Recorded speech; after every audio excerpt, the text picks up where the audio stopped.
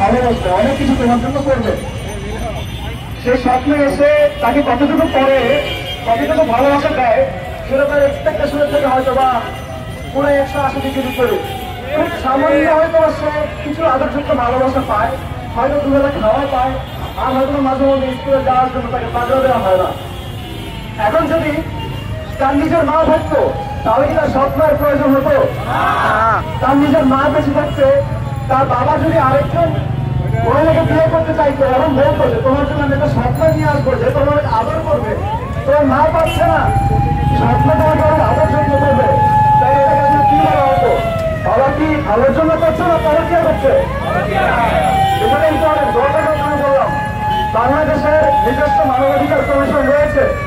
আমরা কোনো যুদ্ধ বিগ্রস্ত দেশ নই, আমরা একটা স্বাধীন সার্বভৌম গণতান্ত্রিক অধিকারপূর্ণ একটা দেশ। আমাদের যে মানবাধিকার কমিশন রয়েছে এটাকে সংসদীয় প্রতিষ্ঠান হিসেবে উন্নীত করে এর কার্যক্রমকে আরো অনেক অনেক বেশি গতিশীল করা সম্ভব। বাংলাদেশের যে এক্সিস্টিং লিগাল সিস্টেম রয়েছে সেটাকে আরো সংস্কারের মাধ্যমে এবং মানবাধিকার কমিশনকে আরো স্বাধীনতা দেওয়ার মাধ্যমে অনেক ধরনের কাজ হওয়া সম্ভব। কিন্তু আমরা বাংলাদেশের ভেতরে নজর না দিয়ে, আমাদের যারা ব্রেন আছে তাদেরকে কাজে না লাগিয়ে আমাদের এমন একটা পরিস্থিতি হয়ে গেছে যে কোনো কিছুতেই আমরা দেশের বাইরের থেকে ধার নিয়ে আসতে চাই, আমরা স্বপ্ন নিয়ে আসতে চাই, আমাদের মা আছে তারপরে স্বপ্ন নিয়ে আসতে চাই প্রত্যেকটা ক্ষেত্রে। আমি শুধু এই মানবাধিকার কমিশনের কথা বুঝাতে চাচ্ছি না, অনেক বিষয় আমরা পরপর দেখা যাচ্ছে বিদেশ থেকে বিভিন্ন সাহায্যের ব্যাপারে আমরা অনেক বেশি মুখাপেক্ষী হওয়ার চেষ্টা করছি, যেটা বাংলাদেশ রাষ্ট্রের জন্য, অর্থনৈতিক সার্বভৌমত্বের জন্য, জাতিগত নিরাপত্তার জন্য এটা হুমকি স্বরূপ। আজকে আমাদের ভাইরা অনেক কথা বলে ফেলেছেন, আমি সেদিকে আর যাচ্ছি না। আপনারা জানেন কিভাবে মানবাধিকার কমিশন ভবিষ্যতে বাংলাদেশের যে সার্বভৌমত্ব হতো, মূল্যবোধ হতো, আমাদের যে চেতনাগত এবং আইনি প্রক্রিয়া বিভিন্ন জায়গাতে তারা বাধা প্রদানের বিভিন্ন ধরনের এজেন্ডা নিয়ে আসতে পারে। এই যে জুলাই অভ্যুত্থান হলো, জুলাই গণ অভ্যুত্থানে যারা গণহত্যা করলো আওয়ামী লীগ, গণহত্যার যে বিচার, সর্বোচ্চ শাস্তি বাংলাদেশের আইনি ব্যবস্থার মধ্যে সর্বোচ্চ শাস্তি কি? মৃত্যুদণ্ড। কিন্তু জাতিসংঘের মানবাধিকার কমিশনের দাবি হচ্ছে কাউকে মৃত্যুদণ্ড দেওয়া যাবে না, সে যাই করুক, সে খুন করুক, সে অ্যাসিড নিক্ষেপ করুক, সে ধর্ষণ করুক কিংবা গণহত্যাকারী হোক, তাকেও কোনোভাবেই ফাঁসি দেওয়া যাবে না, ক্যাপিটাল পানিশমেন্ট দেওয়া যাবে না। তার হাইয়েস্ট পানিশমেন্ট কি হবে? ইমপ্রিজনমেন্ট হবে, তাকে সরকার জেলে বসে ভাবতে হবে। তাহলে মানে কি আমরা শেখ হাসিনাকে বা অন্য যারা গণহত্যার সঙ্গে সরাসরি জড়িত, যারা গুলি চালিয়েছে, যারা আমার ভাইদেরকে মেরেছে, আর যারা গলায় গুলি করেছে, ভাইদের বুকে গুলি করেছে, মাথা ফেটে গেছে, তাদেরকে যারা হত্যা করেছে তাদেরকে আমরা জেলে বসে থাকবো? গণহত্যাকারীদের বিচার আমাদের যে এক্সিস্টিং সিস্টেম রয়েছে, আমাদের দেশের যে সামাজিক মূল্যবোধ রয়েছে, আইনি যে ভিত্তি রয়েছে, সেই ভিত্তিতে বিচার হতে হবে। এটার জন্য বৈশ্বিক কোনো পরশক্তির মুখাপেক্ষী হওয়ার কোনো প্রয়োজন আমাদের নাই।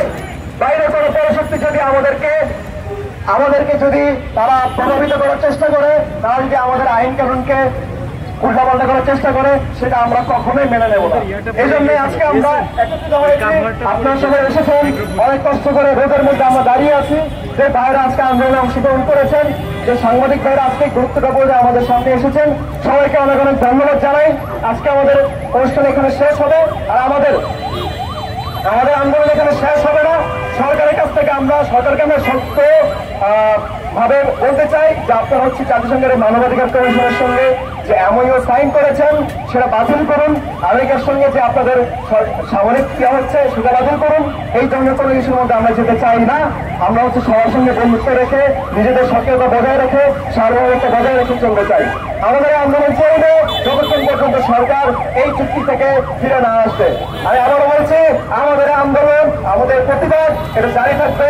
আজকে ঢাকা বিশ্ববিদ্যালয় থেকে শুরু হবে, এটা ইনশাল্লাহ সারা দেশের সকল বিশ্ববিদ্যালয়, সকল সচেতন মানুষ, ছাত্র জনতা সকলে কিন্তু একই কথা উঠাবে।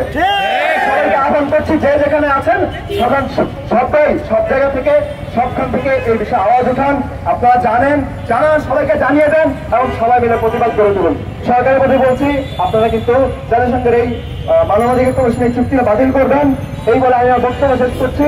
আমাদের পরবর্তীতে আন্দোলন চলবে, আপনারা আপডেট রাখবেন, খোঁজখবর রাখবেন। আমরা আপনাদের যে গ্রুপগুলোতে আছে সেগুলো আমরা জানিয়ে দেবো।